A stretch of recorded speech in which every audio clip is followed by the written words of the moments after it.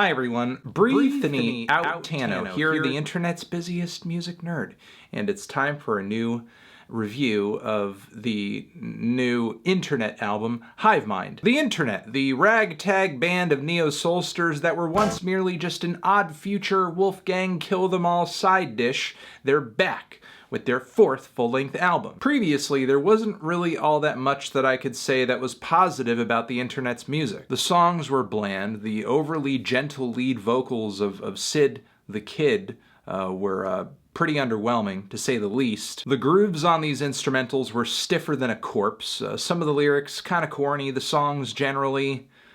Their previous LP, Ego Death, did see quite a few improvements on the instrumental front. It seemed like having a full band now meant that things were funkier, groovier, just a better sound overall, even if some of the songwriting was still pretty weak. And honestly, the compositional and the instrumental improvements continue onto Hive Mind. Initially, I was pretty intrigued with the lead singles to drop from this thing, tracks like Roll, BURBANK, Funk, which features one of the best bass lines of 2018. Hands down. A hard grooving drum beat, the song overall sounds like a psychedelic fusion of disco and funk. It's also one of the many tracks on this thing where multi-instrumentalist and producer Steve Lacy takes lead vocals. Then there's the track La Di Da, which has an equally captivating drum beat with lots of fantastic little rhythmic embellishments, a nimble bass line, and also one of the first internet tracks I've heard where Sid's voice actually kind of feels emotional. Her singing on this cut just has a little bit of bite to it, and even a little bit more of that for the internet is a good thing. The deeper cuts on this album are better this time around as well. Generally, I think the internet sound overall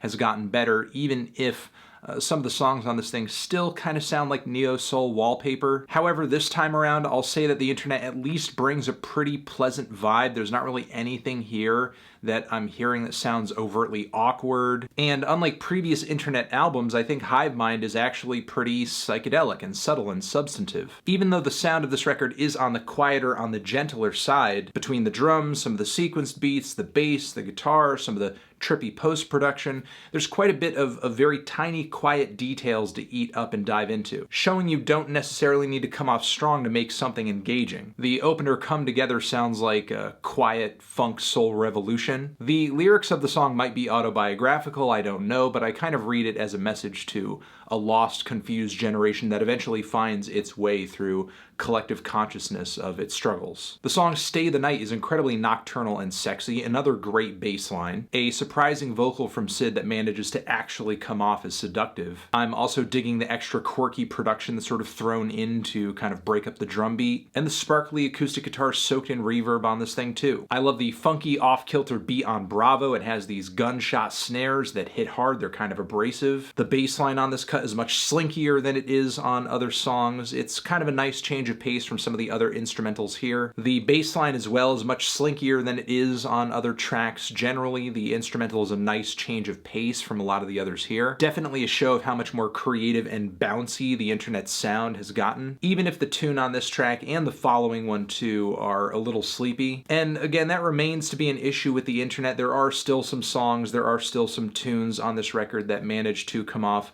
a little repetitive, kind of like motifs that are extended out merely to just keep the vibe or the groove of the song up. The internet does continue to experiment with song structure though, with tracks that function in multiple parts or different beat switch-ups and transitions, like on the song Next Time / Humble Pie. The internet used to do stuff like this on their previous records, but I actually think they're pulling it off much better on this new album over here, as the segue on this track and a few others are pretty good and the contrast of ideas is sharp and exciting. There's even what sounds like a pretty sweet key change on the track Look What You Started. I love the balladry and the encouraging and inspiring message on the track It Gets Better With Time, with some wonderfully assuring vocals and lyrics from Sid.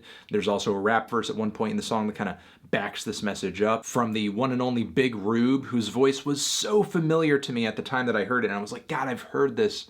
Who is this guy? And I didn't put two and two together. I didn't realize who it was until I saw the Outkast connection when I was reminding myself of who he was. I think some of the final moments of this record certainly could have been better. The tracks Wannabe and Hold On to me feel kind of like tedious motifs. Again, while they're not bad while they're on, melodically and lyrically and structurally, they don't really say as much to me as It Gets Better With Time or any other song on here that just seems to be built out a little bit better. Beat Goes On is a track where I love the respective parts of the song that kind of go into it, but it does feature one of the weirder transitions on the entire album, as the whole band just sort of seems to go completely silent for an odd amount of time before they just kind of break into an entirely different musical passage. Again, the grooves in both sections are great. I love the jazz influences that turn up on this track too. The bustling rhythms and the trippy vocal harmonies are excellent. This is definitely one of a lot of moments on this record that I can point to and say the internet has gotten so much bolder since their first, second, and third release. For the internet, this is easily their most well-written, well-recorded, performed, and mature album so far. They are inarguably sounding better as a band, as a unit, as a collective, and all of the weird and awkward kinks that were so obviously there on their previous releases have kind of evaporated. While this album isn't exactly the loud, bold, and brave release that I was hoping for, I'd argue that the internet has kind of come into their own on this record. The subtlety and the sensuality that they've clearly been shooting for all along, I'd say, has been achieved. The guitar, drum, and bass work on this thing is a lot smarter, giving Steve Lacy more vocal parts on this record to kind of break up the vocal monotony of previous records. Was a great idea. I also hear Sid kind of pushing herself out of her vocal comfort zone. I'm not blown away by this thing, but I am happy with it and looking forward to seeing more improvements in the future. I'm feeling a strong 6 to a light 7 on this thing. Transition, have you given this album a listen? Did you love it? Did you hate it? What would you rate it? You're the best. You're the best. What should I review next? Hit the like if you like. Please subscribe, and please don't cry. Just leave a comment in the comments if you're feeling full of thoughts. Over here next to my head is another video that you can check out. Hit that up, or the link to subscribe to the channel. Anthony Fantano, the internet, Hive Mind, forever.